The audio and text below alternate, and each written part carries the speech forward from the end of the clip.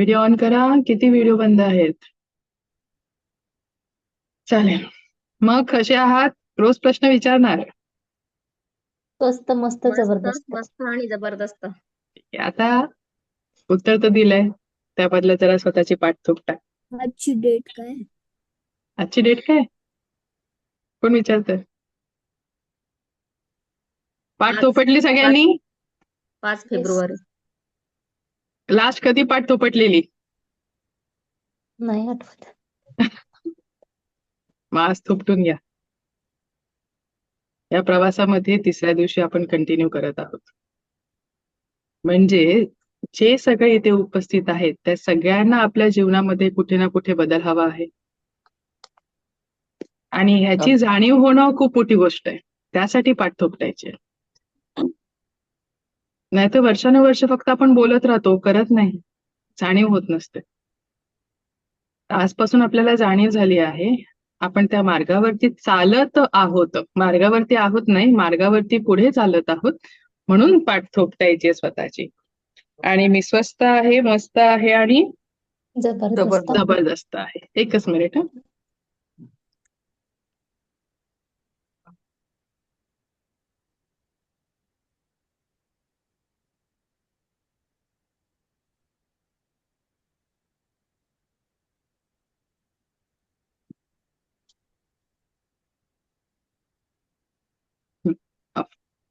तर आजचा टॉपिक काय आहे?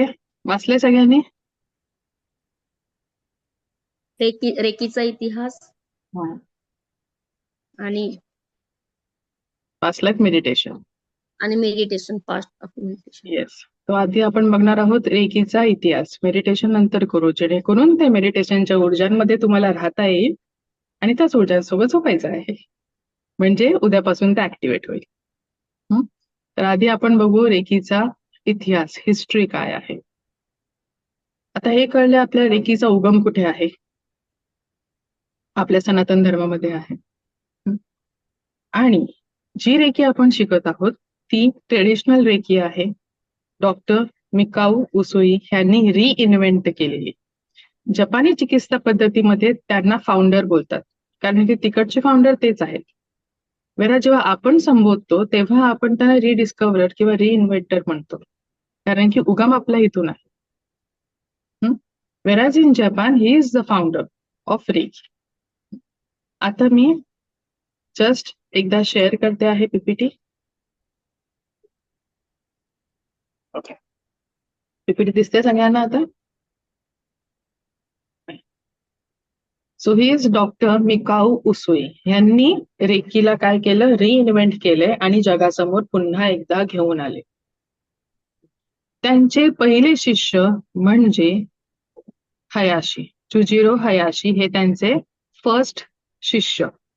म्हणजे मिकाऊ उसुई, डॉक्टर मिकाऊ उसुई हे पहिले grand master. Second grand master आहेत चुजिरो हयाशी आणि थर्ड ग्रँड मास्टर जे आहेत that is Hawayo Takata. She is the first female reiki grand master. आता ह्या तिघांकडे आपण येणार आहोत. त्यासाठी आधी बघूया आपण की रेकीला डॉक्टर मिकाऊ उसुई यांनी कशा पद्धतीने रिइन्व्हेंट केली. ठीक आहे. त्याचे फाउंडर. Excuse me ma'am. हा. मॅम असं ऐकलेलं आहे की जे ह्या टकाटा मॅम आहेत यांनी रेकीच्या उपचारांनी कॅन्सर सुद्धा बरं झालं असं. हो, आपण हिस्ट्रीमध्ये बघू ते. तर founder of modern reiki practice हे तिघ जण. डॉक्टर मिकाऊ उसुई काय फाउंडर आहेत. त्यांनी प्रॅक्टिस केली आणि ते रेकी मास्टर बनले अंटिल 1925. त्याच्यानंतर कोण होतं? चुजिरो हयाशी. ह्यांनी काय केलं? रेकीचा प्रसार पूर्ण जपानमध्ये केला. ते पहिले ह्यांचे शिष्य आणि ह्यांच्या शिष्य आहेत हवायो टकाटा. आणि ह्यांच्या थ्रू नंतर 22 रेकी ग्रँडमास्टर तयार झाले. आणि इथे आहे ते म्हणजे आपल्या वेदांमध्ये जो रेकीचा उल्लेख केलेला आहे त्यातलं one of the kind of thing. Okay, आता ह्या दोन गोष्टी तुम्हाला कळल्या आहेत. पुढे आता आपण जरा थांबूया विथ दी पीपीटी. हिस्ट्री बघायचं झालं तर डॉक्टर मिकाऊ उसुई हे PhD होते बाय एज्युकेशन. एका युनिव्हर्सिटीमध्ये जपानच्या ते प्राध्यापक म्हणून काम करत होते. त्यांना त्यांच्या स्वतःच्या धर्माचा, बौद्ध धर्माचा अभ्यास होता. इव्हन ख्रिश्चन धर्म सुद्धा त्यांनी स्वीकारला होता, त्याचा सुद्धा त्यांना ज्ञान होतं. एकदा त्यांच्या यू कॅन से त्यांच्या स्टुडंटने किंवा एखाद्या व्यक्तीने त्यांना विचारलं की जगामध्ये अशी कोणती ऊर्जा आहे का, जी ऊर्जा किंवा जी शक्ती तिचा आपण उपयोग करून आपल्या आयुष्यातील सगळ्या जे प्रॉब्लेम्स आहेत त्याचं सोल्युशन फाइंड आउट करता येईल, असं काय आहे का जगामध्ये? तर त्यांना पण प्रश्न पडला. त्यांनी स्वतःचा धर्म चालला, बौद्ध धर्म चालला, ख्रिश्चन धर्म बघितला. त्यांना हे माहित होतं की जगामध्ये भारत एक देश आहे की तिथे असं काहीतरी आहे, कारण की तिकडे सिद्ध पुरुष होऊन गेलेले आहेत, तिकडे या पद्धतीची ऊर्जा आहे. ते भारतामध्ये आले, 7 वर्ष वाराणसीमध्ये राहिले, संस्कृत शिकले, वेदांचा अभ्यास केला आणि तेव्हा सगळं चालल्यावरती त्यांना कळलं की भारतामध्ये ही ऊर्जा अस्तित्वात होती आणि आहे, पण ती वापरायची कशी हे त्यांना शिकवणारं कोण नाही मिळालं. मग त्यासाठी काय केलं, त्यांनी खूप ठिकाणी शोधलं. मग शेवटी ते जेव्हा पुन्हा जपानला गेले, तिकडे मग त्यांनी बघितलं, इव्हन इकडे असताना त्यांनी बघितलं की इथे खूप सिद्ध पुरुष आहेत, त्यांना सिद्धी प्राप्त आहेत, त्यांच्यामध्ये ऊर्जा ऍक्टिव्हेटेड आहे, पण हे करायचं कसं हे त्यांना समजत नव्हतं. पण त्यांना हे माहिती होतं हे सगळेजण तपश्चर्या करतात. गौतम बुद्धांनी पण तपश्चर्या केली, तेव्हा त्यांच्या ऊर्जा ऍक्टिव्हेट झाल्या होत्या. अवतारी पुरुष आहेत, पण त्यांना तपश्चर्या करावी लागली काहीतरी मिळवण्यासाठी, कारण की ह्युमन फॉर्म मध्ये आहोत आपण. So he went back to Japan. जपानला गेल्यावरती त्यांनी त्यांच्या संपर्कामध्ये एक जैन मुनी सुद्धा आले. त्या सगळ्यांच्या मार्गदर्शनाने त्यांना हे कळलं की आपल्याला तपश्चर्या करावी लागेल, काहीतरी आपल्याला प्रयत्न करावे लागतील कुठे ना कुठेतरी. सो त्यांनी 21 दिवसाची तपश्चर्या करण्याचा निर्णय घेतला, अन्न पाणी त्यागून. त्यासाठी ते माउंट कोरियामामध्ये गेले. आपल्या इथे पण असं निवांत ठिकाणी जातात, हिमालयामध्ये जातील किंवा कोणत्या डोंगरामध्ये जातील, डोंगरावरती जातील, जसे तुकाराम महाराज जायचे. तर त्यांनी पण एक माउंट कोरियामा निवडला, जिकडे आता रेकीचं मंदिर आहे. तिकडे त्यांनी ठरवलं की आपण तिकडे जाऊन तपश्चर्या करायची. आता 21 दिवस काउंट कसे करायचे, म्हणून त्यांनी सोबत एका पिशवीमध्ये छोटे छोटे पेबल्स, दगड घेतले आणि एक एक दिवस झाला की दगड खालून टाकायचे. म्हणजे ते काउंटिंग करता येईल की 21 दिवस झाले की नाही आपले. ठीक आहे, असं करता करता बसले ध्यानाला. 20 दिवस झाले. 20 दिवसानंतर त्यांना कळलं, अरे मी ज्या गोष्टीसाठी आलो त्याची अनुभूती काय अजून मला येत नाही. एवढे वर्ष आपण प्रयत्न केला, पण आता पण एवढं तपश्चर्या करून पण जर मला मिळत नसेल तर माझं काय चुकतंय, काहीतरी माझं राहिलेलं आहे. थोडेसे हताश झाले, पण पुन्हा विचार केला की एवढ्या वर्ष प्रयत्न केला, आता एकच दिवस बाकी आहे, विल ट्राय. आणि 21व्या दिवशी रात्री, मग तुम्ही त्याला साक्षात्कार म्हणा किंवा त्यांना झालेली अनुभूती म्हणा किंवा शक्तिपात, तो ज्या रात्री त्यांना झाला तेव्हा त्यांना असं वाटलं की आकाशातून काही बलून्सच्या फॉर्म मध्ये येत आहे, त्याच्यावरती जपानी भाषेमध्ये काहीतरी लिहिलेलं आहे. ऍक्च्युली मध्ये त्यांचा तो होता तो शक्तिपात, त्यांचं ऍक्टिव्हेशन झालं. सो वन्स ऍक्टिव्हेशन झालं, सगळ्या ऊर्जा काय होतात आपल्या जागृत होत असतात. एवढ्या दिवसाच्या तपश्चर्येमुळे त्यांना ग्लानी आली होती, आणि जेव्हा ग्लानीतून बाहेर आले आफ्टर ऍक्टिव्हेशन, तेव्हा त्यांना दुसऱ्या दिवशी कळलं की मी माझ्या ऊर्जा इंटॅक्ट आहेत, कोणत्याही प्रकारची ग्लानी नाही, एवढ्या दिवसाचा उपवास झाला तरी सुद्धा, म्हणजे काहीतरी आपल्याला प्राप्ती झालेली आहे, समजतं माणसाला ते. आणि त्या नादामध्ये ते खाली उतरायला लागले. खाली जे उतरता उतरता त्यांना ठेच लागली, पायाला, अंगठ्याला ठेच लागली, रक्त व्हायला लागलं. आपल्याला कुठेही काय लागलं तर पहिला आपला हात जातो तिकडे, त्यांचा पण ऑब्व्हियसली हात गेला. जेव्हा हात लावला तेव्हा त्यांना कळलं की माझ्या हातातून काहीतरी प्रवाहित होत आहे, काहीतरी वाहतंय, काहीतरी येतंय. आणि जेव्हा त्यांनी हात लावला तेव्हा त्यांना कळलं की आपलं रक्त वाहणं हळूहळू हळूहळू बंद होत चाललंय, पेन सुद्धा कमी होतोय. देने अंडरस्टूड की ह्या हातामध्ये काहीतरी ऊर्जा आहे, जी मला काय करते, उपचार देत आहे. खाली आल्यावरती ऑब्व्हियसली ना भूक लागलेली. आता समजा आपण खानावळ बनवून ते एका खानावळी जॅपनीज तिथे गेले, ऑर्डर वगैरे दिली जे आहे ते. तिकडे त्यांनी बघितलं की जो तिकडे एक 13-15 वर्षाची मुलगी होती, जिचा गाल सुजला होता, तिची दाढ दुखत होती. विचारपूस केल्यावरती हॉटेलच्या मालकाची ती होती नात. तेव्हा त्याला कळलं की तिथे तिला दाढ दुखत आहे वगैरे. सो त्यांची परमिशन घेतल्यावरती ते म्हटले की मी फक्त तिला गालाला हात लावू का, कारण की त्यांच्यासाठी पण ही नवीन गोष्ट होती की होतंय की नाही होतंय. त्यांनी काही काळासाठी थोड्या वेळासाठी हात लावला आणि त्यांनी बघितलं की तिचे एक्सप्रेशन चेंज झाले, तिच्या वेदना कमी होत होत्या, तिला बरं वाटत होतं. So that was his first patient. ती त्यांची पहिली पेशंट होती ज्यांनी हँडल केली. तेव्हा त्यांना कळलं की ऊर्जा फक्त माझ्यावरच नाही, इतरांवर सुद्धा काम करते. आणि मग ही डिसाइडेड की आता हे जे मला प्राप्त झालंय, आता माझ्याकडे सगळं आहे, मी वेल सेटल आहे, पैसा आहे, जॉब आहे, व्हॉट एव्हर आहे, तर ह्या ऊर्जेचा आपण दुसऱ्यांसाठी का नाही उपयोग करायचा. तर त्यासाठी ते गेले जपानच्या एका बेगर्स सोसायटीमध्ये, जिकडे आपण जो बोलतो स्लम एरिया किंवा थोडा खालच्या दर्जाचा, अशा वस्तीमध्ये गेले. तिथे त्यांनी विचार केला, जर ह्या माणसांना आपण नवीन दिशा दाखवली या ऊर्जेच्या माध्यमातून, मग ते फिजिकल असो किंवा मेंटल असो, कोणत्याही माध्यमातून जर आपल्याला ह्यांना मदत करता आली, तर हे लोक त्यांच्या लाईफमध्ये पुढे जाऊ शकतात, एका चांगल्या दर्जाचं आयुष्य जगू शकतात. तर लेट्स ट्राय करून तिकडे त्यांनी 7 वर्ष विनामूल्य सेवा दिली. 7 वर्ष ही स्टेट देअर आणि त्यांनी सेवा कंटिन्युअस दिली. तर 7 वर्षामध्ये त्यांना हे कळलं की अरे, मी ज्यांना हील करत आहे, त्यांना सगळ्यांना मी हेल्प करत आहे, पण ते काय होतंय की सगळं टेम्पररी राहते. मी अपेक्षा करतोय की सभ्य लोकांच्या ह्याच्यात जातील, वस्तीमध्ये राहतील, अजून पुढचं जीवन चांगलं जगतील, पण हे पुन्हा तसेच येत आहे, पुन्हा त्याच लेवलवरती येत आहे. असं का होतं? आपण जो प्रयत्न करतोय तो टिकत का नाहीये, हे लोक टिकवत का नाहीये, ह्यांना कळत का नाहीये. थोडंसं फ्रस्ट्रेटेड झाले. बघूया काय, म्हणून पुन्हा ते ध्यानाला बसले की ह्याचं उत्तर ह्या ध्यानातून किंवा त्याला विचारल्याशिवाय ते येणार नाही आपल्याकडे. पुन्हा जेव्हा बसले तेव्हा मग तुम्ही बोलू शकता की आकाशवाणी झाली किंवा आतले इंट्युशन, आतून त्यांना एक आवाज आला किंवा विचारलं गेलं.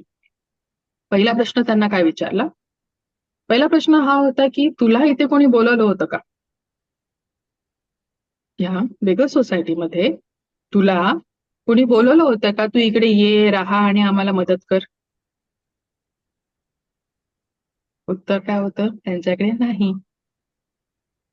नेक्स्ट प्रश्न विचारला गेला की तू केलंस, हिलिंग दिलीस, त्याच्या बदल्यात मोबदला काय घेतलास का? मोबदला नव्हता घेतला. देन ही अंडरस्टूड की रेकीचे पण नियम आहेत, की रेकी मागितल्याशिवाय देऊ नये. कोणतंही ज्ञान, कोणतीही ऊर्जा मागितल्याशिवाय देऊ नये, वेस्ट होते ती. त्याचं मोल कळलं पाहिजे समोरच्याला, भलेही ती ब्रह्मांडाची का असेना.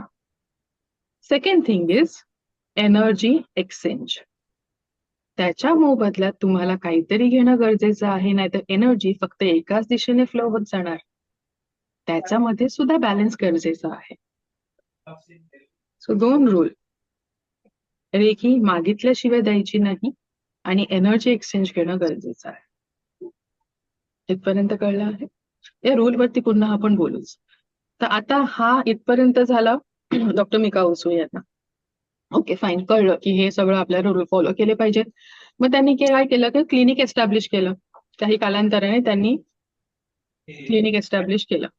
आता जपानची लोक, तेव्हा सुद्धा अंधश्रद्धेमध्ये ते लोक बिलीव्ह तर नव्हते करणार, कारण की जपान सारखा प्रगत देश, दॅट टू एनर्जी एक्सचेंज देऊन ते लोक ह्या सगळ्या गोष्टीवरती लगेच तर विश्वास ठेवणार नाहीत. त्यामुळे त्यांना स्टार्टिंगला पेशन्स मिळाले नाहीत. पण जगामध्ये असा कोण ना कोणतरी असतो की ज्याने सगळं काही करून झालेलं आहे, पण आता तुम्ही काहीतरी करा, मला यातून मार्ग दाखवा. तर असा एक पेशंट त्यांना मिळाला की त्याला खूप वर्षापासून तर काहीतरी दुखणं होतं. त्याला त्याने हील केलं आणि मग हळूहळू त्यांचा प्रचार व्हायला लागला. आणि असा त्यांचा प्रचार आणि प्रसार होत गेला रेकीचा. तो कालावधी होता वर्ल्ड वॉर 2चा. तेव्हा भयंकर नरसंहार तिकडे झाला होता जपानला. तर तिकडचे जे एअर चीफ मार्शल होते, जे आपण बघितले, सेकंड रेकी ग्रँड मास्टर हायाशी, तो एवढा नरसंहार बघून ते पण हताश झालेले की मला ह्याच्यातून बाहेर पडायचं आहे डिप्रेशन मधून. त्यांना कळलं डॉक्टर उसूईंबद्दल. ते त्यांच्याकडे गेले, त्यांना शरण गेले. ही सेड की मी तुम्हाला शरण जात आहोत, ह्याच्यामधून मला काढा, ही रेकी मला पण शिकवा. त्यांच्यासोबत ते राहिले काही वर्ष. आणि मग त्यांनी खरं तर पूर्ण जपानभर रेकीचा काय केला? प्रचार केला. रेकीचं जे ऑफिशियल इन्स्टिट्यूट आहे ते सुद्धा सेंटर ते त्यांनी एस्टॅब्लिश केलं जपानमध्ये. आणि ते त्यांच्यासोबत काम करायला लागले आणि मग त्यांचे फॉलोअर्स आहेत सगळे सहकर्मी. त्याच्यानंतर then comes in picture Hawayo Takata. आता हवायो टकाटा ज्या होत्या त्या फर्स्ट महिला रेकी ग्रँड मास्टर होता. त्यांचा जन्म जपानचा होता, पण लग्नानंतर ते स्थायिक झालेल्या अमेरिकेला.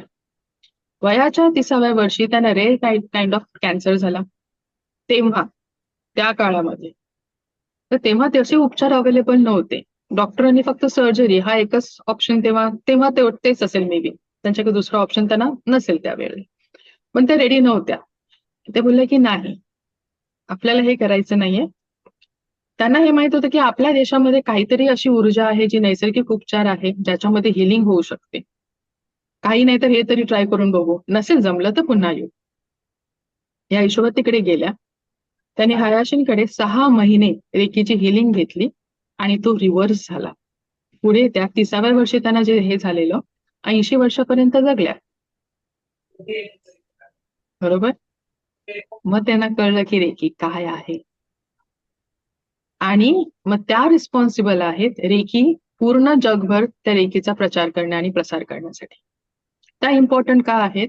कारण कुठे ना कुठे त्या जबाबदार आहेत की आपण रेकी पुन्हा शिकतो. आणि त्यांनी पूर्ण जगामध्ये मग 22 रेकी ग्रँडमास्टर तयार केले आणि त्यांच्या थ्रू मग सगळीकडे पुन्हा रेकी यायला लागली. तर हा बेसिक रेकीची हिस्ट्री आहे इन शॉर्ट. इथपर्यंत कळलेलं आहे. त्याच्यानंतर आता आपण बोललो रेकीचे 2 नियम. रेकी मागितल्याशिवाय देऊ नये. बरोबर. मॅम तुम्ही तर आता आम्हाला शिकवताय, आम्ही थोडी मागितलेली. मी शिकवते, मी देत नाहीये. पण तरी ज्ञान सुद्धा मागितल्याशिवाय देऊ नये. आणि प्लस फ्री मध्ये देताय तुम्ही. का असं? आता तुम्ही माझी ऍड बघून आलात, जबरदस्ती नाही आणलंय, तुमच्या परमिशनने आहात. नंतर प्रश्न पडतो की हो मॅडम, मला तेच म्हणायचं होतं. एक तुम्ही सेकंड, आम्ही ऍड बघून आलो म्हणजे आमची इच्छा होती, आम्ही मागितलीच ती एका अर्थाने. रेकी अशाच माणसांच्या आयुष्यात येणार ज्यांना गरज आहे आणि ज्यांच्या हातात ती यायला पाहिजे. मॅम मी ना ऍक्च्युली म्हणजे मी पहिले 2 सेशन तुमचे अटेंड नाही केले, कालचे आणि परवाचे. माझ्या सिस्टरनी तुमची लिंक सेंड केली, तर मी म्हटलं मला ऍक्च्युली खूप दिवसांचं ट्राय करायचं होतं रे की काय आहे, मला नॉलेज हवं होतं. आणि ते असं म्हणजे तुम्ही म्हणतायत ना ब्रह्मांड आपल्यापर्यंत येतो किंवा आपल्याला हवं असं ते सगळं जुळतं. जसं मी आहे ना मॅनिफेस्ट केलं ना मला रेकी शिकायचंय, त्या दृष्टीने तुमची लिंक बरोबर माझ्यापर्यंत पोहोचली, असं माझं म्हणणं आहे. नाही, ते बरोबरच आहे ना. आपण पहिल्या दिवशी तेच शिकलो. त्या एनर्जीशी व्हायब्रेट झाले की तीच गोष्ट समोर येणार. त्यालाच मॅनिफेस्टेशन हो. बोलतो. तर पहिला डाऊट क्लिअर झाला. तुमच्या परमिशनने तुम्ही इथे आहात. ओके. पुढचं आणखी एक आहे की रेकी लेवल 1चा शक्तिपात पण होणार आहे. शक्तिपात खूप मोठी गोष्ट आहे. आता त्या शक्तिपातासाठी तुम्ही तुमच्या इच्छेने तिथे हजर असणार की मी धरून बसवणार आहे? इच्छेने हजर असणार. पुढचा एक प्रश्न पडतो मोबदला. आता मोबदला आहे तो आता माझ्यावरती आहे कसा घ्यायचा. इथे माझी ऊर्जा जाते, माझा टाइम जातोय, ती एनर्जी पण इथे स्पेंड होते, ते ज्ञान इथे होते जे कमवलेलं आहे अनुभवातून. आता तुमच्यातले काही लोक रेकी लेवल 2 आणि 3 साठी ऍडमिशन घेणार. फी स्ट्रक्चर आपण 7 डेला बघूच. तर मी हे घोषित केलेलं आहे की ती जी माझी फीज येईल त्याच्यामध्ये मी लेवल 1 ची फी इन्क्लूड केलेली आहे. हे मी घोषित केलंय. वरतून ज्यांना काही कारणाने आत्ता एनरोलमेंट करणं शक्य नाहीये, त्यांच्या जीवनामध्ये जे मी हे 7 दिवस ओढून ओढून सांगते त्यामुळे कुठे ना कुठे काही ना काही जीवनामध्ये ट्रान्झिशन येणार आहे, ट्रान्सफॉर्मेशन येणार आहे, नक्कीच येणार आहे. आणि त्या बदल्यात आतून जो आत्मा आहे मला थोडी तरी ब्लेसिंग देईल. नक्कीच. मग ती एनर्जी एक्सचेंज आहे. एनर्जी नॉट नेसेसरी पैशामध्येच असली पाहिजे. ओके. त्यामुळे जे काही केलं जातं ते विचारपूर्वकच केलं जातं. हे डाऊट पण इथे क्लिअर झाले.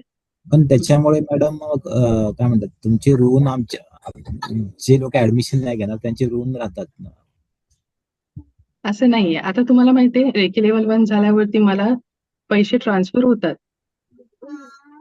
असं लिहून की मॅम आता जमत नाहीये लेव्हल 2 ला ऍडमिशन घ्यायला, पण आम्ही एनर्जी एक्सचेंज नक्कीच देणार. मला बोलायची गरज नाही लागत. करेक्ट का करेक्ट म्हणून मागू मी? मॅडम. बरोबर. मी एका शब्दाने नाही बोलत आहे. तो तुमचा आत्मा जर जागृत झाला तर तुम्हाला तो हलवणार. नाहीतरी Clear. ब्लेसिंग तर आहेत. क्लिअर. आपलं परसेप्शन कसं आहे ह्याच्यावर सुद्धा डिपेंड आहे. ओके. त्याच्यानंतर आता इथपर्यंत कळलं आहे, खूप सिरियस झालो आपण, जरा आता हसूया. ठीक आहे. आता याच्यामध्ये कोणाला काय डाऊट आहे? आणखी एक डाऊट विचारला जातो ऑनलाईन ऑफलाईन, जो आपण आय गेस काल बघितलेला आहे, डिफरन्सिएशन. ठीक आहे. आणि तरी सुद्धा समजा मला ऑफलाईन जरी घ्यायचं झालं मला किंवा कोणालाही, तर एवढ्या लोकांना एकत्र अकोमोडेट करायला, समजा आता आपल्या ग्रुपमध्ये समजा 350-400 लोक आहेत, ह्यांना जर मला अकोमोडेट करायचं झालं फ्री मध्ये, तर त्यासाठी काय लागेल? एक जागा लागेल. मग त्यासाठी एनर्जी एक्सचेंज पैशानेच घ्यावं लागणार. हो. बरोबर. आणि वरतून 7 दिवस तर पॉसिबल नाहीये.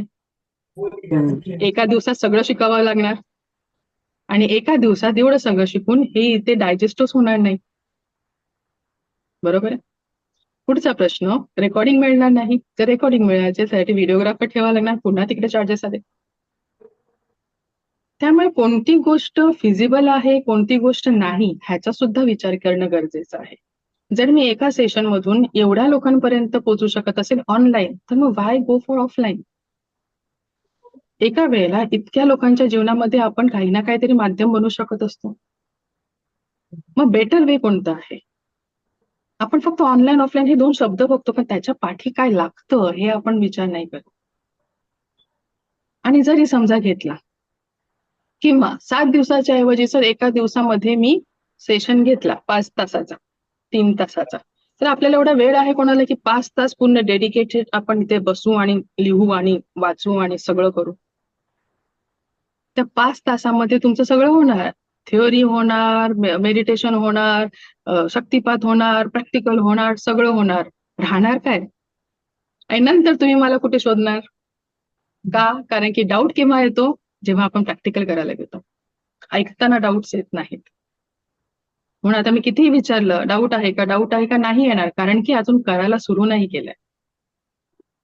जेव्हा करायला घेऊ मग तेव्हा एवढे डाऊट्स येतात की मला अरे व्हिडिओ बघा रे असं बोलावं लागतं. तर हे कळलं आहे असं का आहे, ही कन्सेप्ट 7 दिवसाची का आहे, ऑनलाईन का करावी लागते. ठीक आहे. आता कोणाला काय डाऊट आहे का परत विचारते. Okay, shall we go ahead? Madam 1 minute. बोला. मॅडम काही लोक शक्तिपात ऑफलाईन देतात फक्त, तसं काही असतं का? एक सेकंड. बोला. मी म्हणत होतो की समजा आपण एखाद्याला रेकी दिली तर त्याचा म्हणजे त्याच्या कर्मानुसार त्याला त्यावेळेला काही त्रास असेल आणि आपण त्याला रेकी दिली, मग ते कर्माचं काय म्हणतात त्याला, त्याचं निगेटिव्ह इम्पॅक्ट आपल्यावर तर नाही पडत ना? मी तेच सांगते, आपण फक्त माध्यम आहोत. आपल्यावर घेतलं तर पडेल. अहंकार येता कामा नाही की मी करतोय, मग नाही येत. आता आतापर्यंत रेकी हिलर राहिले असते का? हे बघा, आपण ऍज अ रेकी हिलर, म्हणून मी पुन्हा काय सांगते, रेकी हिलर काय असतो, फक्त एक माध्यम म्हणून काम करत असतो. म्हणून सेल्फ ट्रान्सफॉर्मेशन फेज का महत्वाचा आहे?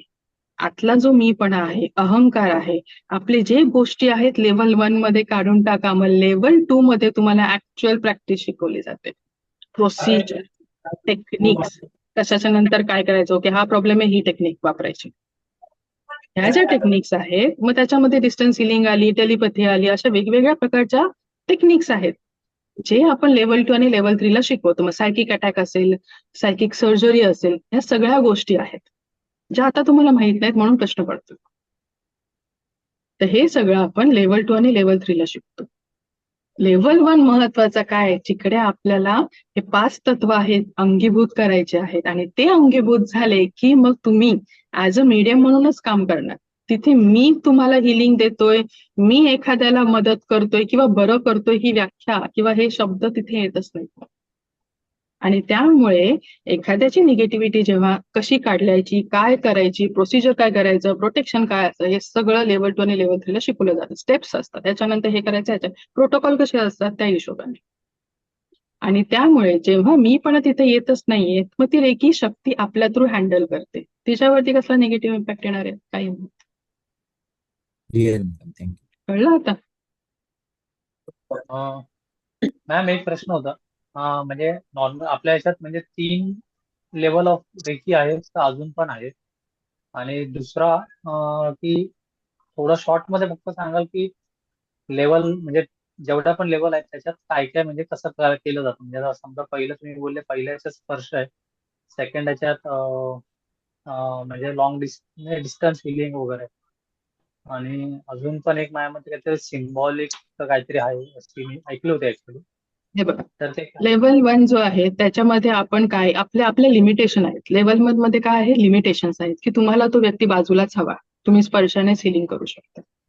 लेवल 2 लेवल 3 मध्ये ती लिमिटेशन निघून जाते.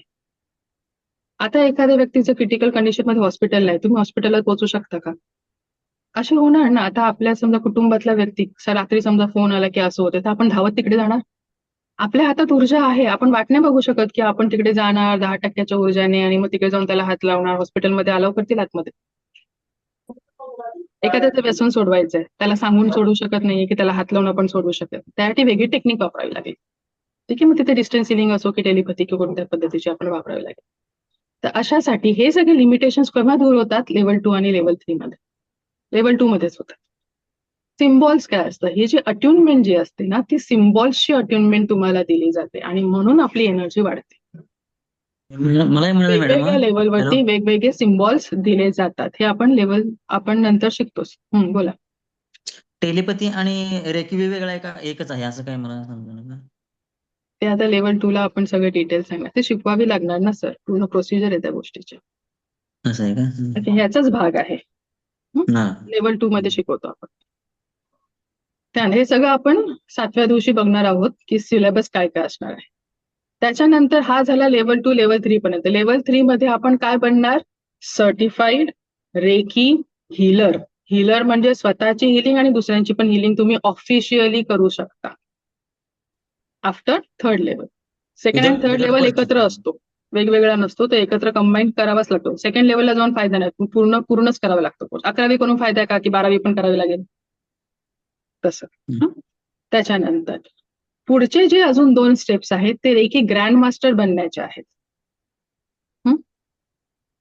ते रेकी ग्रँड मास्टर म्हणजे काय? तुम्ही दुसऱ्यांना अट्युनमेंट देऊ शकता किंवा शिकवू शकता. पण ट्रीट करण्यासाठी, हिलिंग करण्यासाठी level 3 is more than enough. कारण की तेव्हा तुम्ही प्रॅक्टिशनर नाही, तुम्ही रेकी हिलर बनता, प्रॅक्टिस करू शकता तुम्ही ऑफिशियली. आणि जे पुढचा लेवल आहे तो शिकवण्यासाठी आहे. ज्यांना शिकवायचं आहे तो कंपल्सरी नाहीये. ज्यांना त्या ह्याच्यामध्ये करिअरच करायचं असेल मग त्यांनी तिकडे करायचं. मग तो MSc झाला आणि हा BSc झाला, असा विचार करा. मॅम म्हणजे लेवल 3 पर्यंत आल्यानंतर आपण स्वतःपुरती हिलिंग वगैरे किंवा आजूबाजूला जे आपल्या फॅमिलीमध्ये आहे त्यांना आपण हिलिंग देऊ शकतोय ना. ग्रँड मास्टर करायची गरज नाहीये ना मग?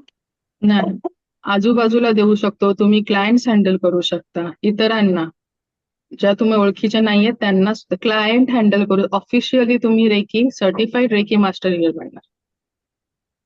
ओके. ग्रँड मास्टर म्हणजे शिकवण्यासाठी. शिकवायचं असेल तर ठीक आहे, नसेल शिकवायचं तर तुम्हाला गरज नाहीये. स्पेशलायझेशन के सगळे नाही, सगळे MSc करतात का? असं नाहीये. ते मास्टर्स असं म्हणजे मी कम्पेअर करते, मी सांगत नाही ते मास्टर्स आहेत, कम्पेअर करते. एक BSc असतं, एक MSc असतं. ठीक आहे. जर शिकवायचं असेल तर ग्रँड मास्टर बनायचं. जर फक्त हिलिंग प्रोव्हाइड करायची आहे तर लेवल 3 इज इनफ. ग्रॅज्युएशन. आता आपण पुढे जाऊया.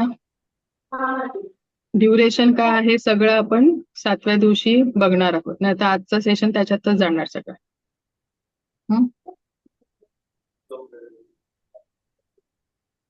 ड्युरेशन किती? ते सगळं आपण 7th डे ला बघूच डिटेलमध्ये.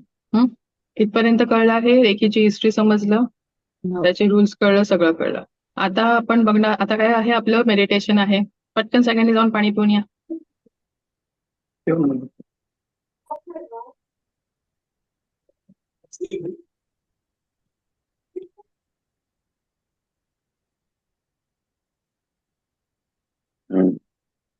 मॅडम एक विषय होता, म्हणजे जो आता तुम्ही एक आता बोलले होते की रेकी आपण मागितली नाही तर द्यायची नाही. हम्म.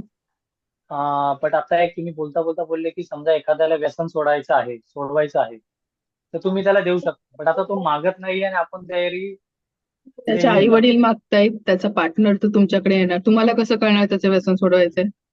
आता समजा आता लाईक घरातलाच एखादा व्यक्ती आहे, ओके, ज्याला आपल्याला असं एक असतं की अरे हा बाई ह्यानी सुधारावं, त्याने सोडवावी. हम्म.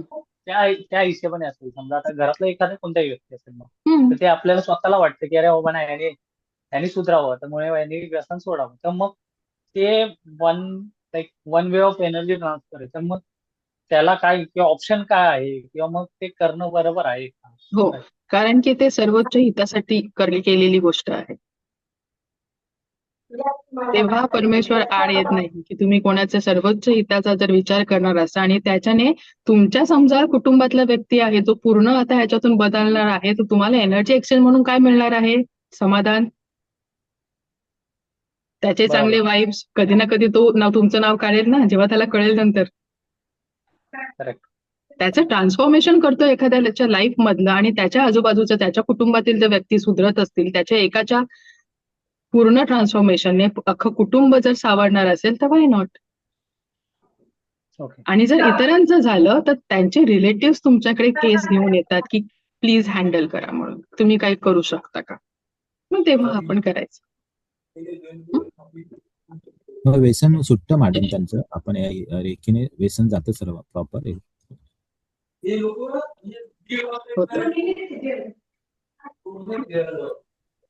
ठीक आहे, त्याच्या पण वेगवेगळ्या आपण टेक्निक यूज करतो, कंबाईन करतो काही, ते पुढे आहे सगळं. चालेल, पाणी पिलं सगळ्यांनी? हो. ओके. आता ज्यांचे व्हिडिओ ऑन नाही त्यांचं मला माहित नाही. ठीक आहे, चला. आता सगळ्यांनी मांडी घालून बसायचं आहे. आपापले माईक जरा थांबा, म्यूट करते मी सगळ्यांचे.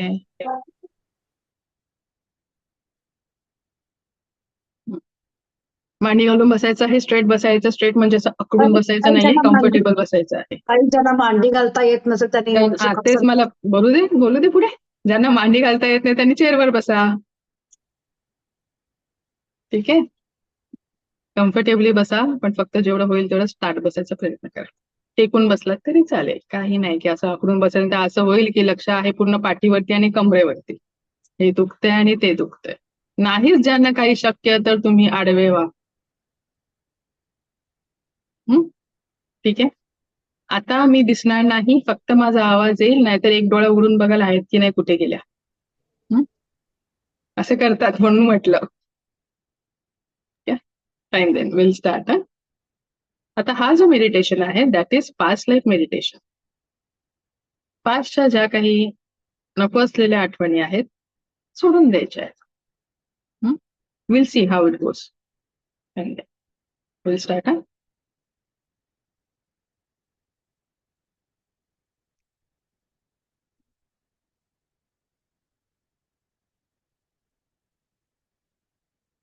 Everyone relax. हात मांडीवर ठेवायचे आहेत आणि हाताचे पाम म्हणजे तळहात आकाशाच्या दिशेने रिसिव्हिंग पोझिशन मध्ये मांडीवरती.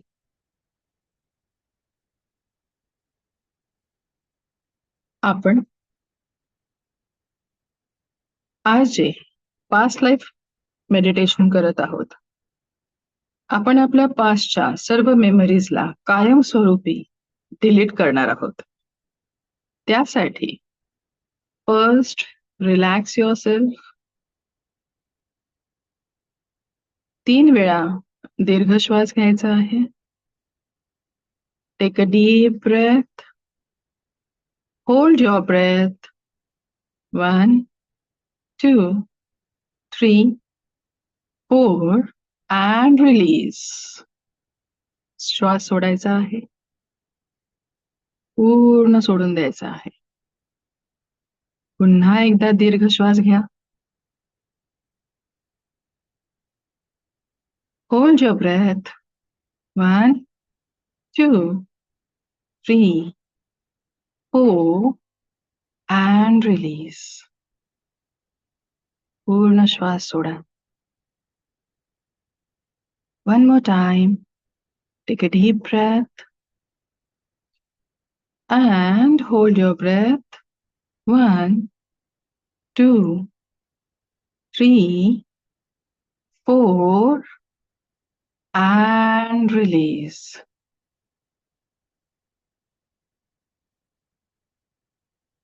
येणारा प्रत्येक श्वास तुमच्या जीवनामध्ये सर्वोत्तम स्वास्थ्य आणि सकारात्मकता घेऊन येत आहे. जाणारा प्रत्येक श्वास शरीर, मन, 7ही चक्र आणि ऑरामधून सर्व प्रकारची निगेटिव्हिटी कायमस्वरूपी काढून टाकत आहे. येणाऱ्या जाणाऱ्या श्वासांकडे ध्यान द्या. आतापर्यंत जे जे चांगले अनुभव आले, आठवणी, त्या सर्वांना मनाच्या गाभाऱ्यामध्ये साठवायचं आहे. Relax, relax and relax. संपूर्ण शांत. आज आपल्याला आपला गेल्याला 24 तास आठवायचा आहे. आज आपल्याला आपला गेलेला 24 तास आठवायचा आहे. हे जीवन म्हणजे एकानंतर एक येणाऱ्या घटनांचा क्रम. काही चांगल्या घटना तर काही मनाला दुःख देणाऱ्या घटना. गेल्या 24 तासात घडलेल्या प्रत्येक घटनेला आठवायचं आहे. आठवायचं आहे प्रत्येक घटनेला. आणि ह्याच्यात मनाला ताण देणाऱ्या, तणाव देणाऱ्या व्यक्ती सुद्धा तुम्हाला भेटतील गेल्या 24 तासात. एक काम करा, त्यांना माफ करा. गेल्या 24 तासात ज्या ज्या घटना आहेत, ज्या ज्या व्यक्ती आहेत त्या घटनांसाठी जबाबदार, त्यांना माफ करूया आज. गेल्या 24 तासात जे जे दुःख आलं, जी जी व्यक्ती जबाबदार होती त्यांना माफ करून टाका. गेल्या 24 तासात कळत नकळत शब्दांनी, कृतींनी आपण जर कोणाला दुखावलं असेल तर मनोमन त्याची माफी मागा. गेल्या 24 तासात आपण जर कृतीने किंवा बोलांनी कोणाला दुखावलं असेल तर त्या व्यक्तीची माफी मागा.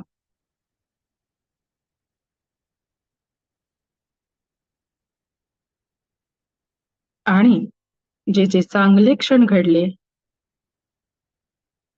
24 तासात त्यांना मनाच्या गाभाऱ्यात कुलूप बंद करा.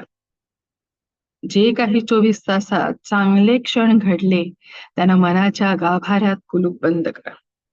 कुलूप बंद करा.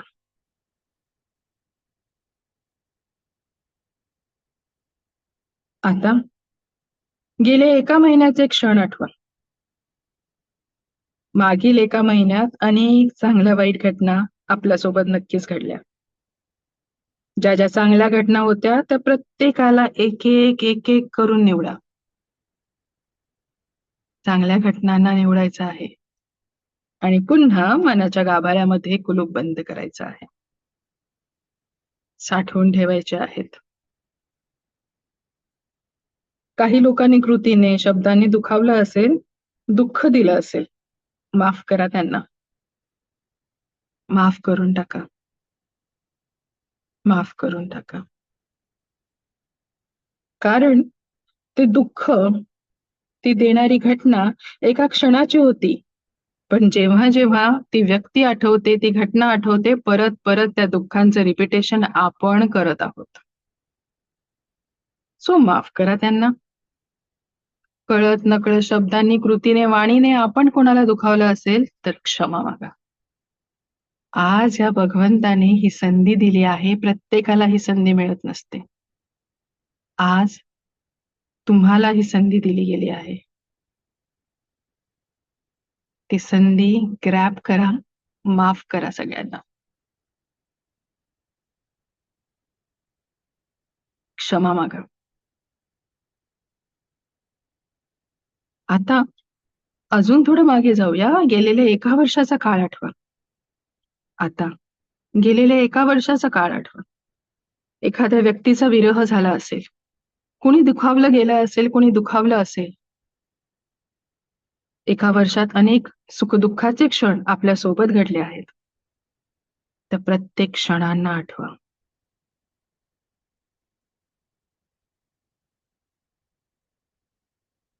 चांगल्या आठवणी, एखादं मिळालेलं यश, एखादी अचानक झालेली प्राप्ती, एखाद्याची भेट, एक चांगला प्रसंग निवडून निवडून मनाच्या गाभाऱ्यात कुलूप बंद करा.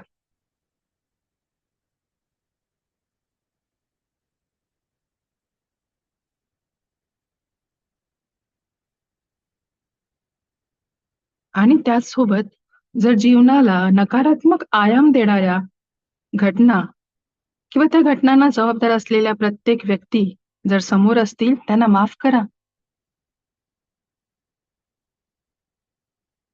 त्या घटनांना जबाबदार असलेल्या व्यक्तीला आज माफ करा. माफ करा. आपल्याकडून मनात देखील एखाद्याबद्दल द्वेष निर्माण झाला असेल, तिरस्काराने बोललं गेलं असेल, त्याला माफ करा आणि स्वतःची सुद्धा माफी मागा.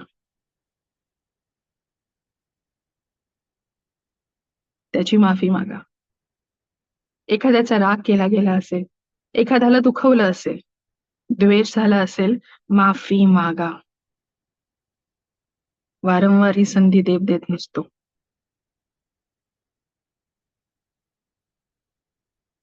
आता 10 वर्षे मागे जा. आता गो बॅक. 10 वर्ष मागे जा. खूप मोठा काळ असतो हा 10 वर्ष.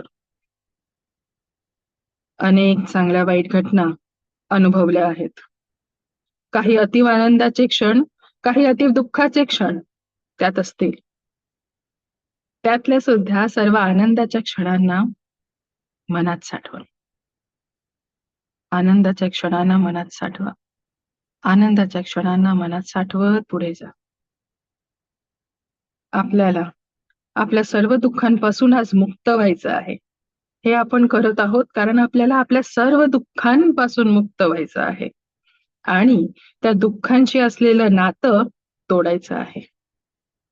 त्या दुःखांशी असलेलं नातं आज तोडत आहोत. ते तोडायचं आहे. शक्य असेल त्यांची माफी मागा. कल्पना करा की ती व्यक्ती जणू तुमच्या समोर साक्षात उभी आहे. माफी मागा. गेल्या 10 वर्षात काहीतरी तुम्ही त्या व्यक्तीला कोणत्या ना मार्गाने दुखावलं असेल. त्या प्रत्येकाची माफी मागा आणि माफ करा. पुढे जा. Just forgive. Go ahead.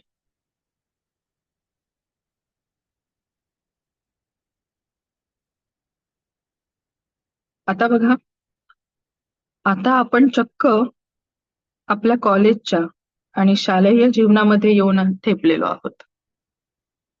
खूप फ्रेंड्स होते, मित्र होते, मैत्रिणी होत्या. पुन्हा एकदा भेटूया त्यांना. काही लोकांशी घट्ट मैत्री झाली असेल तर काहींशी मैत्री तुटली देखील असेल. पुन्हा जगूया ते क्षण. पुन्हा भेटूया त्यांना.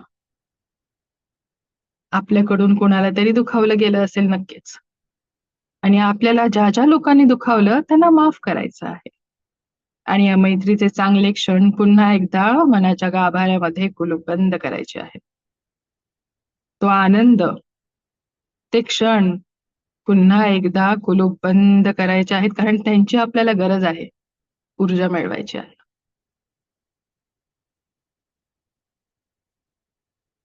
आता आपण मागे जाऊ. Go back, go back, go back. अजून मागे जायचं आहे, अजून मागे जायचं आहे, अजून मागे जायचं आहे. Go back, go back, go back. पुन्हा रिवाइंड करायचं आहे, अजून मागे जा, अजून मागे जायचं आहे, अजून मागे जायचं आहे, अजून मागे जायचं आहे. Go back, go back, go back.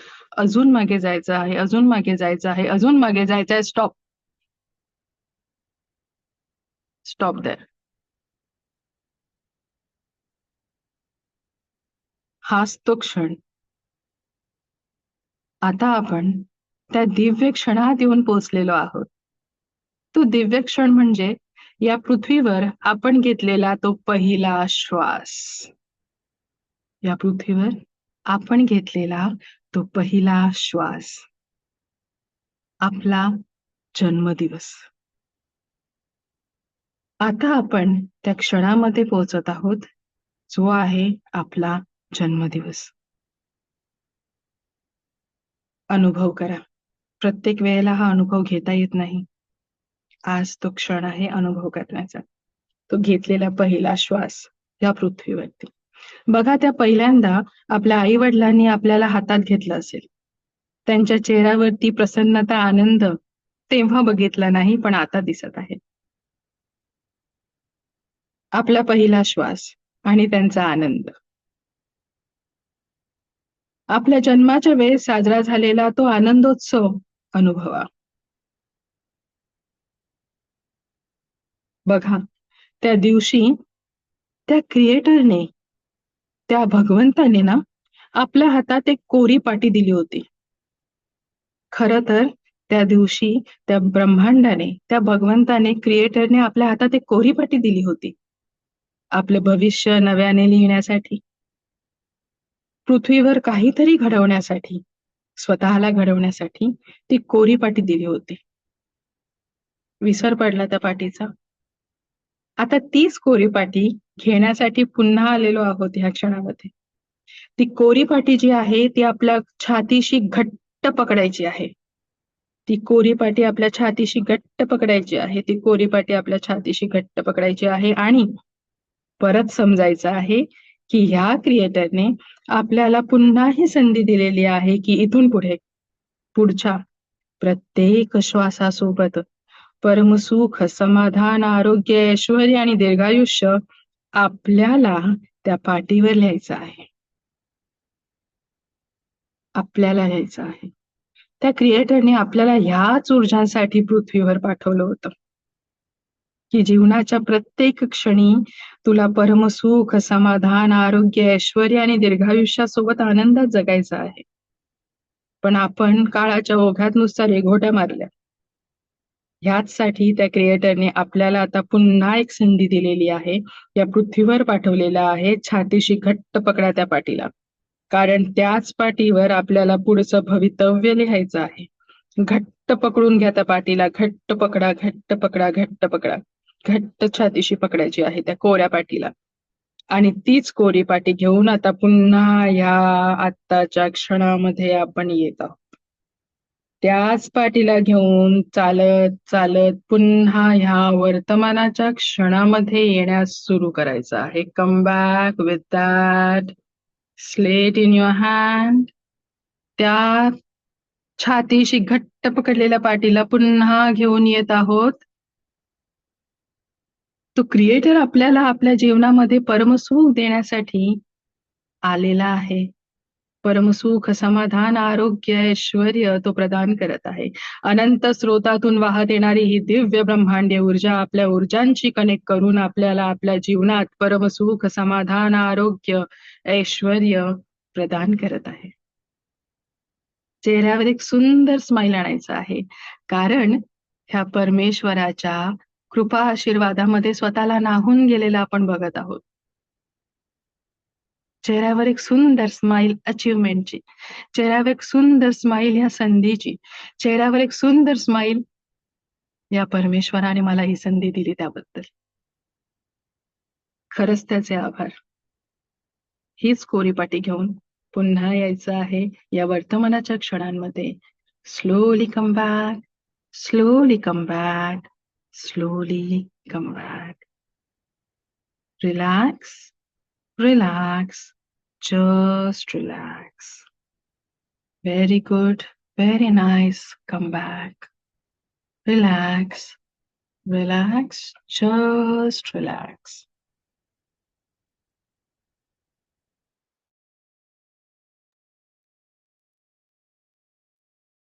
डोळे उघडायला घाई करायची नाही.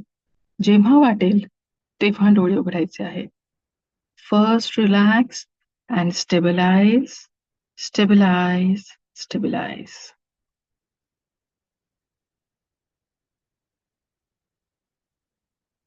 जेव्हा वाटेल तेव्हा डोळे उघडायचे आहेत.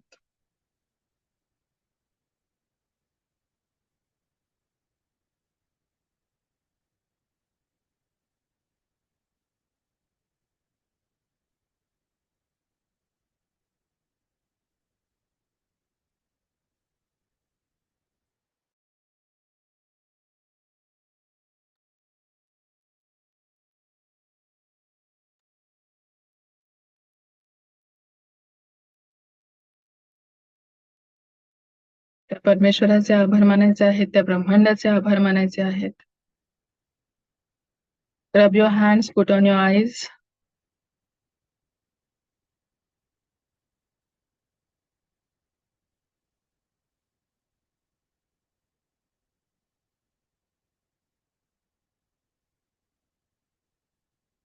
Yes. कसं वाटतंय? अनम्यूट करा, कसं ऐकू येईल मला? छान छान वाटतं. शांत आणि मस्त. खूप छान वाटलं मॅडम. अश्रू कोणाचे आले? माझे आले. माझे आले. बाहेर काढून टाकायचंय ना आपल्याला सगळं. आउटलेट्स आहेत आपले, काही ना काही कशा ना कशा तरी रूपामध्ये बाहेर येणार. मला एक प्रश्न विचारायचा. बोला. हे तुम्ही व्हिज्युअलाइज करा म्हणता, तर असं काही व्हिज्युअलायझेशन होत नाही, म्हणजे पुन्हा गरज नाहीये. गरज नाही की प्रत्येकाला व्हिज्युअलाइज करता येईल. 10 मिनिट. कारण की काय आहे माहितीये का, ओपन नाहीये अजून चक्र. ब्लॉकेजेस आहेत, दुखणार. प्रॅक्टिसने होतं ते. आणि हे नॉर्मल आहे. प्रत्येकाला व्हिज्युअलाइज करायला जमणार नाही. डोक्याच्या इथे, डोळ्याच्या इथे स्ट्रेस येणार, सुरुवातीला येतो, काही काहींचा येतो. नॉर्मल आहे ही गोष्ट. असं वाटत होतं मुंग्या येतात डोक्याला आणि एक काही गोष्टींचा फ्लॅशबॅक होता असा की जे काही गोष्टी आपण तर विसरलो होतो माणसांना किंवा त्या गोष्टी किंवा लाईक सो त्या चांगल्या गोष्टी पण होत्या काही त्याच्या पण आहे. काय होतं माहितीये का, आपल्याला असं वाटतं आपण विसरलोय, पण आपल्या सबकॉन्शियस माइंड मध्ये ते पडलेलं असतं आणि ते आपल्याला काढायचंय, ओळखून काढायचंय. कारण कुठे ना कुठे त्याचा परिणाम वर्तमानामध्ये होत असतो. त्यामुळे काही काहींना रडायला येईल, काही काहींना घाम सुटेल, काही काहींना अचानक थंड वाटेल, काही काहींना मुंग्या येतील. म्हणजे हे सिम्पटम्स आहेत की त्या गोष्टी निघतायत.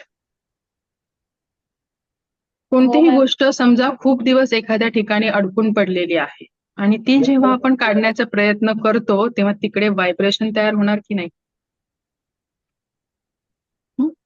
आणि मग ते कधी व्हायब्रेट झाल्यासारखं.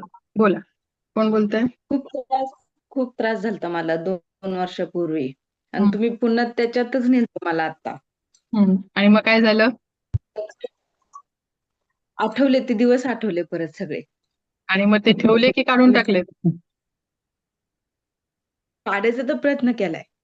मग ते निघाले आणि अजून 21 दिवसाची प्रॅक्टिस बाकी आहेत, काढून फेकून द्यायचे. डोळ्यातून अश्रूंच्या मार्फत का होईना, पण ते निघणं गरजेचं आहे. सप्रेस करून चालत नाही. बोला. मॅडम, मला तर काहीच जाणवलं नाही त्यातलं. रेजिस्टन्स, आधी आपलं शरीर रेजिस्टन्स देणार. असं आहे का एकही मेमरी नाहीये?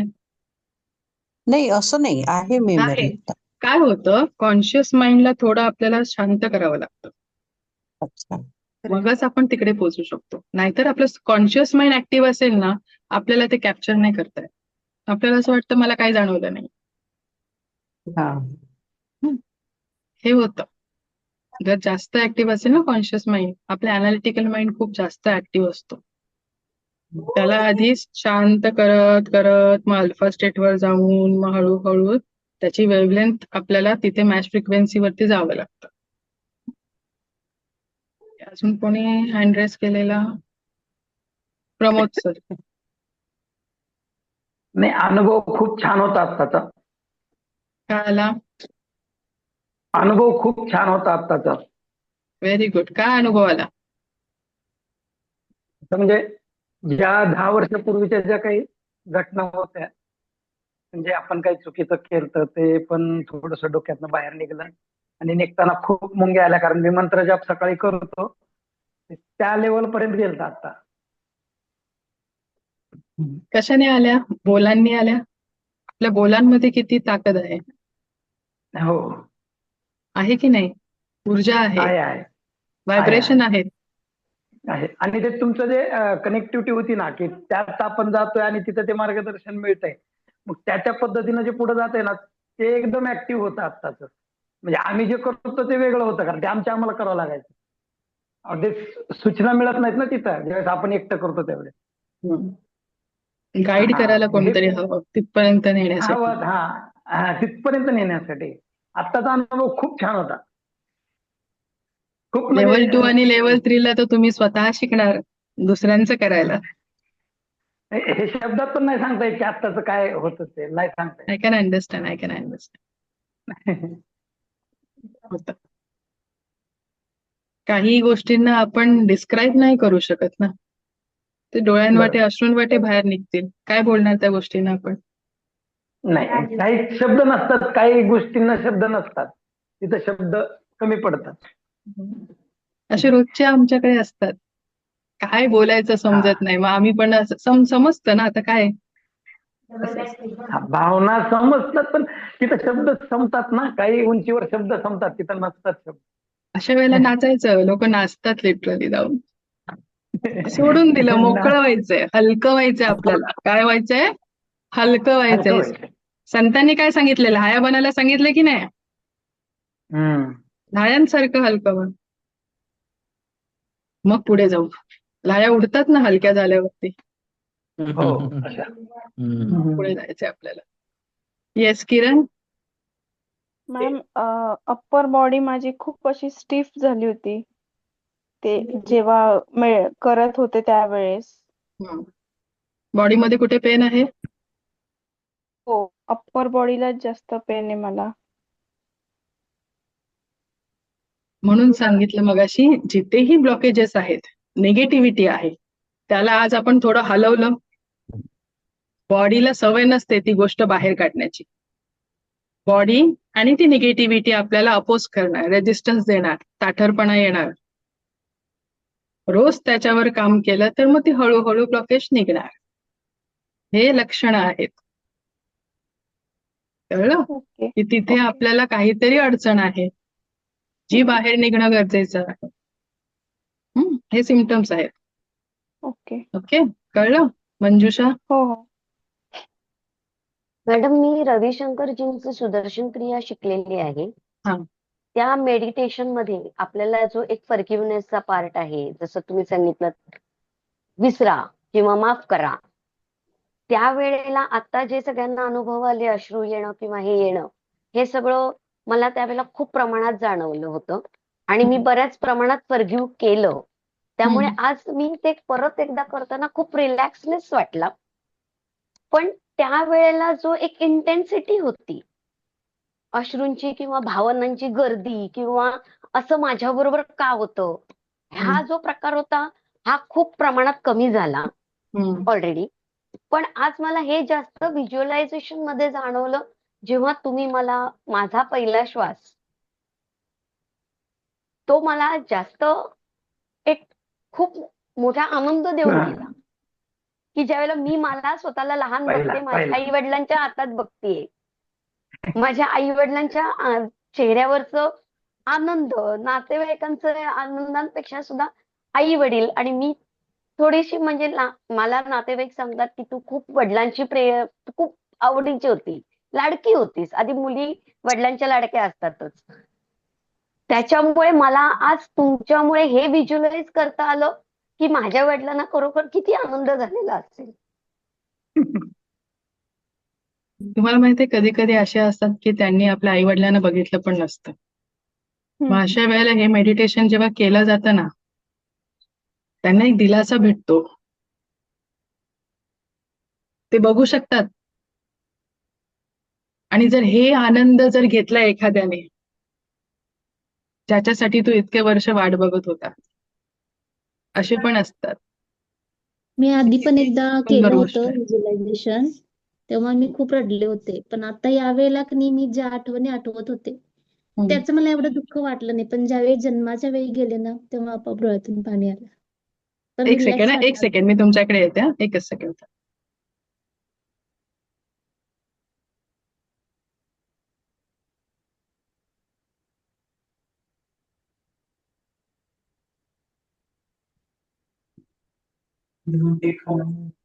बोला. मी आधी पण मॅडम एकदा दुर्दैव व्हिज्युअलायझेशन केलं होतं. तेव्हा मी म्हणजे माझ्या आयुष्यामध्ये ज्या काही वाईट घटना घडल्या होत्या त्याच्याबद्दल मी असे खूप रडले होते. आणि आता त्याच आठवणी जर मी परत आठवल्या तर मला त्याचं एवढं वाईट वाटलं नाही. पण ज्यावेळी जन्माच्या वेळी जी गोष्ट होती त्यावेळी गेल्यानंतर जो आई वडिलांच्या हातात असतानाचा एक आनंद, तो खूप भारी.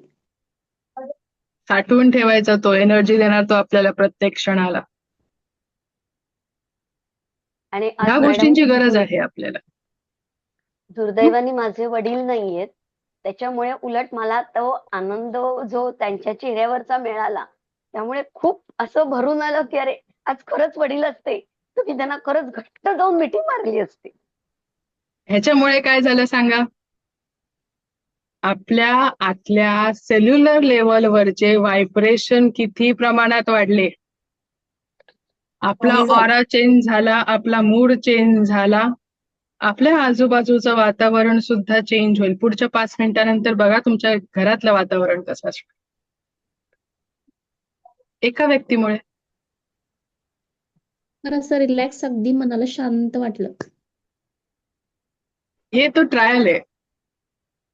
मॅडम आपण असं ओके. किती वेळ करू शकतो आपण असं म्हणजे हे ध्यान असं किती तुम्हाला हवं तेवढं करा.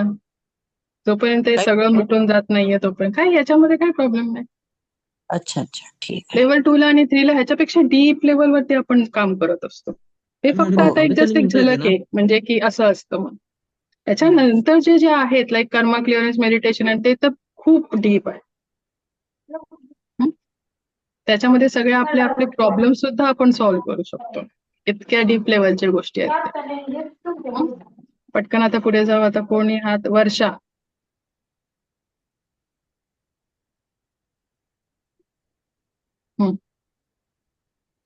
अनम्यूट करा.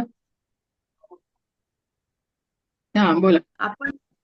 आपण तुम्ही जे म्हणतात आपण पास्ट मेडिटेशनने आपण पास्ट हील करू शकतो.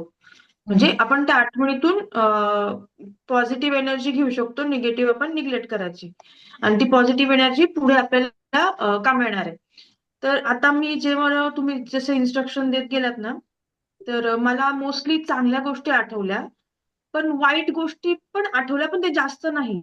आणि ऍक्च्युली मला वाईट गोष्टींमुळेच प्रेझेंटमध्ये खूप त्रास होतोय. तर माझं लक्ष वाईट गोष्टींकडे पहिले जायला हवं होतं मेडिटेशन करताना. पण मी तिथे नाही गेली, पण मी पॉझिटिव्ह ज्या आनंददायी गोष्टी होत्या ना त्यात गेली. पण मग मला ऍक्च्युली काम करायचं आहे निगेटिव्हिटी, माझ्या जी पास्ट इन्सिडेंट्स आहे किंवा ते माझ्या आत जे राहिले ना ते मला काढायचं ऍक्च्युली. पण माझं मन तिकडे गेलंच नाही. मन का तिकडे गेलं नाही? कारण की आता तुमचं मन काय शोधतंय? त्या गोष्टीतून बाहेर पडण्याचा मार्ग शोधतोय. तुम्ही कितीही प्रयत्न केला तरी मन तिकडेच वळतंय की मला ह्यातून बाहेर पडायचंय. त्यामुळे त्याला रिलॅक्सेशन कुठे भेटतंय? चांगल्या गोष्टी आठवून. आणि तुम्ही त्याला जबरदस्ती निगेटिव्ह गोष्टींकडे घेऊन जातात, म्हणून वर्तमानामध्ये ते निगेटिव्ह गोष्टी अफेक्ट करतायत. हे उत्तर आहे. आतून इच्छा होते ते प्रत्येकाला होणार की मला चांगल्या घटना, चांगले प्रसंग पाहिजेत, आनंद पाहिजे, पण आपला कॉन्शियस माइंड किंवा आपण काय करतोय त्याच गोष्टीला परत खेचून वर्तमानामध्ये आणतो आणि मग त्याचा फिजिकल हेल्थ वरती, मेंटल स्टेटस वरती, प्रत्येक गोष्टीमध्ये हे सगळे कास्केड आहेत माहिती. आधी आपल्याला मेंटल स्टेज वरती येणार, हळूहळू काही वर्षांनी फिजिकली लक्षणे दिसायला लागणार आणि तिथून मग आपल्या फायनान्शियल स्टेज वरती जाणार, फायनान्स वरती गेल्यावरती रिलेशनशिप मध्ये जाणार आहे. ट्रू आहे. एक एक गोष्ट पकडायची, गाठ सोडायची, पुढची गाठ पकडायची, सोडायची. इकडेच आहे, इकडून सुरू करावं लागणार. हेच आपण शिकतो रेकीमध्ये. बोला. रेकी थ्रू आपण म्हणजे रिलेशनशिप सुद्धा हील करू शकतो का? येस. थँक्यू. ठीक आहे. तो आजचा सेशन आपला झालेला आहे. आता कोण बाकी? रेणुका बोला.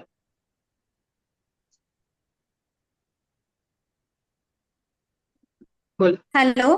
हा मॅम, ऍक्च्युली माझ्या बाबतीत माझ्या पास्ट मध्ये मला नेगेटिव्ह गोष्टी काहीच आठवत नव्हत्या.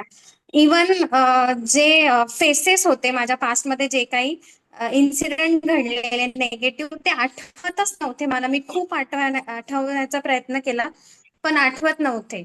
सगळं पॉझिटिव्ह आठवत होतं. माहित नाही का, पण माझा पण पास्ट नेगेटिव्ह मध्ये आहे, इन्सिडेंट्स घडलेला आहे काइंड ऑफ, पण मला आठवल्याने माहित नाही. आणि आता म्हणजे मला प्रेझेंट मध्ये ऍक्च्युली पास्टचा काही त्रास पण होत नाही. पण माझे आत्ता आहे ना, तुम्ही जेव्हा सांगितलं की हात रब करून डोळ्याला लावा, तर माझे हात फक्त उठतच नव्हते. म्हणजे एकदम असे स्ट्रॉंग झालेले, म्हणजे मला असं वाटत होतं हात म्हणजे उठताय की नाही, आता उठतच नव्हते माझे हात. माहित नाही का, पण माझा ओव्हरऑल एक्सपिरियन्स खूप छान होता. मला नेगेटिव्ह काहीच आठवत नव्हतं, पण माहित नाही का, पण होते इन्सिडेंट्स नेगेटिव्ह. गरज नाहीये की आपल्याला त्याच ठिकाणी That's पुन्हा it. जायचंय. आपण त्यातून बाहेर पण आलेलो असू शकतो ना, की नाही. हो. गरज नाही की धरूनच ठेवल्या प्रत्येकाने. हो. ओव्हरकम करायचे माझा आहे. प्रयत्न तोच असतो की मी नेगेटिव्ह गोष्टीवर जास्त डीप विचार करत नाही. माझा तोच प्रयत्न असतो नेहमी. प्रॅक्टिस करत राहणं गरजेचं आहे, अंमलात आणलं पाहिजे, मगच ते रिझल्ट हळूहळू दिसायला लागतात आपल्याला. ओके. अजून कोण हँड? हा, Manisha. Yes, thank you. Welcome dear. Madam, मला तुम्ही जे बोलत होत्या ना, थोडं ऐकायला येतं, पण जशी का मी झोपलीच असं मला जाणवत होतं. म्हणजे बाकी काही समजतच नव्हतं, असं जाणवत होतं. होतं काय काय तर डायरेक्ट झोपच लागते. हा, जसा तुमचा आवाज, म्हणजे मला आवाज येत होता, पण बाकी जसे माझे डोळे, जसे मी झोपलीच असं जाणवत होतं. फक्त आवाज येत होता तुमचा, मात्र कुठलाही विचार डोक्यात येत नव्हता. ते डीप रिलॅक्सेशनच्या पोझिशन मध्ये गेलात तुम्ही. मी पण ट्रान्स मध्येच गेलेली होती मॅम. म्हणजे मी पण ट्रान्स मध्येच गेलेली होती. मध्ये मध्ये ट्रान्स मध्ये जाऊन परत बाहेर यायची, पण असं काही हे नाही वाटलं. तेव्हा ऍक्च्युली काय होतं, ऍक्च्युअल मध्ये आपण झोपत असतो. कधी कधी काय झोपतात, दिवसभराचा थकवा असतो, कुठेतरी आपण त्या माइंडला रिलॅक्स करत असतो ना. कॉन्शियस माइंड जेव्हा रिलॅक्स व्हायला सुरू होतं तेव्हा झोपतो केव्हा, जेव्हा कॉन्शियस माइंड हळूहळू बंद होणार तेव्हा झोप यायला सुरू होणार. त्याच्यामधला जो पार्ट असतो अल्फा स्टेजला, तो जर पकडला की तुम्ही ट्रान्समध्ये जाणार, नाही तर तुम्ही झोपणार. ओके. एक ट्रान्झिशन असतं, ट्रान्झिशन पिरियड असतो, त्या ट्रान्झिशन मध्ये हे सगळं असतं. मला एक विचारायचं होतं. Okay, thank you madam, thank you. Welcome. पण काही तसं जाणवलं नाही मात्र. म्हणजे मी एक सेकंड, कोण कुठे? हा, सुनंदा सप्रे सुनंदा बोलते मी. सप्रे. हा, दिसत नाही कसं. मला पण काही जाणवलं नाही. मी मेडिटेशन केलं, पण वाईट पण गोष्टी आठवल्या नाहीत आणि चांगल्या पण आठवल्या नाहीत. आपलं लॉजिकल माइंड ऍक्टिव्ह आहे. मॅम, मला विचारायचं होतं, ज्या आपल्या आयुष्यामध्ये घडलेल्या निगेटिव्ह गोष्टी आहेत, त्या आठवल्यानंतर आपल्याला जेव्हा वाईट वाटायचं बंद होतं, ते म्हणजे आपले ब्लॉकेजेस रिलीज झालेले असतात का? हळूहळू आपण त्या गोष्टी सोडून दिलेल्या आहेत ना, याचा अर्थ. म्हणजे त्या गोष्टी जरी आता जरी आठवल्या तर असं डोळ्यातनं पाणी येईल अशा नाही येणार. गोष्टी. इंटेन्सिटी कमी होणार, त्या गोष्टीची जी तीव्रता आहे ना, ती तीव्रता आता कमी होणार. म्हणजे काय, ते त्याचं बटन नाही ना, आपोआप जाणार. तीव्रता आठवलं कमी तरी होऊन होऊन होऊन ते हळूहळू कमी होतं. म्हणजे वाईट वाटणार नाही आपल्याला त्या गोष्टीचा, म्हणजे काय फरक पडणार नाही आपल्यावर. थोडं थोडं हळूहळू तीव्रता कमी होऊन न्यूट्रल बनणार आपण. हळूहळू हळूहळू जाणार, मग काही फरक नाही पडणार. अशा पद्धतीने म्हणजे ते सुटलं जातं. आपण इग्नोरन्स स्टेजला जातो ना, म्हणजे मॅम आपण इग्नोर नाही करत आपण. इग्नोर केलं असतं तर मग ते आतापर्यंत नसतं. ह्याला इग्नोर करणं म्हणजे सप्रेस करणं. आता पुरतं इग्नोर करा, पुढे जा, पण ते असतं. म्हणून आपल्याला इग्नोर नाही करायचं. फेस करा, बाजूला काढा. कारण की आतापर्यंत आपण सप्रेसच केलंय ना. पुढे आलोय, ती गोष्टीतून पुढे आलो, इग्नोर करूनच आलो, सप्रेस करून आलो. पण कुठे ना कुठे it is there subconscious mind ना, त्याचा इफेक्ट असतो पुढे आपल्या याच्यावरती. NLP याच्यावरती काम करते. म्हणून मग इफेक्ट जो आहे, रिझल्ट लवकर येतो ते. ओके, ज्यांना लिव्ह व्हायचं आहे ते करू शकतात. आपलं झालं, बाकी कोण नाही आता झालं. ओके, मेसेजेस ठीक आहे. उच्चांक बिंदू पर्यंत तुम्ही घेऊन गेलात. नवीन जन्म झालाय असं वाटले. व्हेरी नाईस, छान मॅडम. अजून बाकी आहे? नाही. Thank you thank you thank you thank you thank you thank you. Yes, thank you so much. ठीक आहे, सो उद्या भेटू. उद्याचा टॉपिक असणार आहे आपला ऑरा. ऑरा कसा स्कॅन करायचा, ऑरा म्हणजे काय, याच्याबद्दल आपण उद्या माहिती घेऊ. Thank you so much Chinmay. Thank you ma'am. Thank you, welcome welcome. Ma'am 21 दिवस करायसाठी मग तुम्ही हे मेडिटेशन ग्रुपवर सेंड करणार का? काय बोलता? 21 दिवस मेडिटेशन करण्यासाठी तुम्ही ग्रुपवर सेंड करणार का? मग हे ही रेकॉर्डिंग आहे ना तुमच्याकडे? रेकॉर्डिंग तर आपल्या याच्यावरती आहे, युट्यूब आहे, तेवढं ऐका. चला, 21 थांबूया दिवस आपण. करताना 21 दिवस काय कुठल्या प्रकारे उपास 21 दिवस काय करायचं ते एकदा फक्त आम्हाला तुम्ही सांगाल, म्हणजे 21 दिवस काय करायचं होतं? आपण जे फर्स्ट डे ला सांगितलं, नको असलेल्या गोष्टींची लिस्ट बनवायची, तो कागद फाडून फेकून द्यायचा. 21 दिवस 90 दिवस करू शकता. वेगळी अशी करायचं नाही काही तुम्ही? ते डेली प्रॅक्टिसेस मध्ये असतं, जे लेव्हल 2 ला आपण इन्कॉर्पोरेट करत असतो. त्याच्यामध्ये पूर्ण प्रॉपर तुमचं सगळं डेली मध्ये जे काही करायचं आहे स्वतःसाठी, ते सगळं तुम्हाला सांगितलं जातं की डेली प्रॅक्टिसेस मध्ये तुम्हाला हे सगळं कंपल्सरी करायचंच आहे. कारण की तिकडे आपण दुसऱ्यांना हिलिंग देणार असतो, म्हणून स्वतःच्या ऊर्जा पण त्या हिशोबाने शुद्ध ठेवणं आणि चार्ज ठेवणं गरजेचं असतं. त्यामुळे तिकडे तुम्हाला डीप मध्ये सगळ्या गोष्टी सांगितल्या जातात. म्हणून ते महत्वाचं आहे. ते म्हणून एनरोलमेंट करायचं. खरंच खूप छान मॅम, थँक्यू सो मच. ठीक आहे, थांबूया आपण. थँक्यू. कोण बोलते? जयश्री, बोला. आपल्या स्वतःवर पण आपल्याला काय करता येतं का? समजा ऍसिडिटीचा किंवा काय सांधेदुखी दुखतात वगैरे, त्याच्यावर स्वतःलाच आपल्या स्वतःवर काय करता येतं का? हो, स्वतःची हिलिंग करू शकतो आपण. ओके ओके, ते सांगणार ना तुम्ही? लेवल 1 मध्ये तुम्ही 10% एनर्जीनेच करू शकता. अच्छा, लिमिटेशन आहे त्याच्यात. ओके तिथे तुमच्याकडे सिम्बॉल नसणार आणि बाकीचं टेक्निक नसणार आहे. ओके हे सगळं डीप जे आहे ते लेवल 2 आणि लेवल 3 ला सिम्बॉल अट्युनमेंटच तिकडे असते. शक्तिपातच नसतो या सगळ्या गोष्टीचा लेवल 1 मध्ये. लेवल 1 मध्ये फक्त 10% ऊर्जा जागृत होते. Okay okay. बाकीचे जे डीप लेवलचे जे केसेस आहेत ते आपण लेवल 2 लाच हँडल करू शकतो. अच्छा, okay okay, bye. Thank you ma'am. थांबूया आता आपण. उद्या भेटूया with the same energy and the same time. Thank you so much. Thank you ma'am. Good night.